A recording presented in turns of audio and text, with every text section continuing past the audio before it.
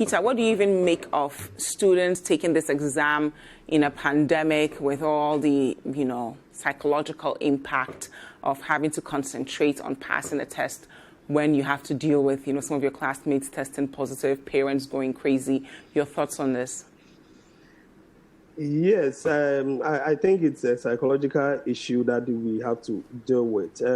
We have advocated for the students to continue to stay on campus and write their exams. Because we've been on the field, we've been conducting series of studies, and the second report that we had seemed to suggest that a number of the students will really want to write their exams and leave campus and know what lies ahead of them.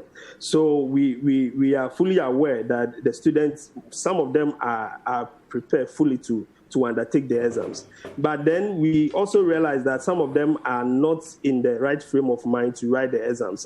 About 20% of them that we spoke to seem to suggest that they wish that they don't continue with the exams. And that is why last week we were saying that the Ghana Education Service and the Ministry of Education should, as a matter of urgency, employ the services of psychologists and counselors to troop the schools and talk to them. If they cannot do that, then it should be mandatory for the headmasters of the schools to try as much as possible to engage teachers who are being trained in the counseling technique to talk to the students before they go and take their exams. And we still insist on this because the students need that. But then there's something that I seem not to understand from the YPRO. But if we are saying that some students are in isolation, I think there are about, if what I've seen is right, about 55 of them are in isolation. We have to get further and better particulars about this because these students, we were told that they were in isolation in the school, a specialized area demarcated for students to stay there. Unless, of course, these students are under serious or in critical conditions and they are in the various health facilities. For that, we would understand that they can push their papers to November. But to ask those who are in isolation and are not showing symptoms, but they have just been isolated, like we all know about this virus, to wait till November, I think it should be a decision that the students should be made to take themselves, whether they will be able to take the paper with their colleagues, not in the same room, but at a different place like we do in the university campuses when you are sick and then your colleagues are writing paper.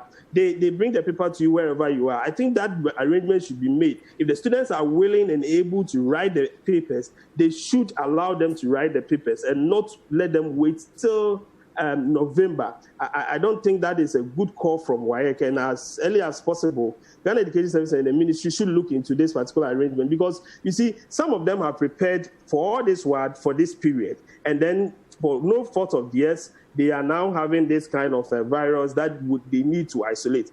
If they are physically fit, they are not showing symptoms, we are saying they are symptomatic, and they are just in isolation on school compound or maybe in a facility somewhere, I think arrangements should be made for them to write their papers if they are willing and they would want to write the papers and not to postpone to November. That would have a very big effect on them.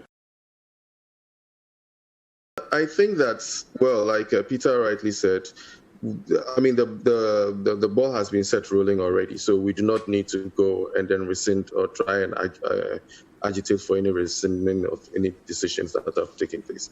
What I think needs to be done is that, like in the case of the matter of the clemency, I also side with Peter on the fact that if some students believe that they can take the exams, they should, but the students should be the ones to determine whether they are ready to take this on or not. We are in a situation where none of this was brought by them or it wasn't their fault. And therefore, the best thing to do is to give them the first right of refusal. If they believe that they cannot take it for any reason, then they could be have theirs postponed. But I believe that if you look at a lot of the cases, if you are asymptomatic, and you are under quarantine or isolation, and you have the capability to take the exam, I believe they should be allowed to take it and then be able to move on with their peers so that they do not feel left out for any reason. Because the psychological scenario might be two ways. Some people might feel that they had prepared for this exam after a long break, and they believe they are probably ready to write it. Others to believe that maybe the trauma of them having the tested positive might mean that they might not be in the right frame of mind to do it. So in both cases, it's each to his own, basically, but they should have the first right of refusal, or the first right to determine whether they would want to be part of the cohort that is writing, or they would want to be part of another set of people who are writing. Hi there. We hope you enjoyed the show. Make sure to subscribe, like, comment, and share with your friends. This is Breakfast Daily on City TV. Join the Breakfast Daily team Monday through Fridays from 7:30 a.m. to 10. Join us for breakfast daily, only on City TV.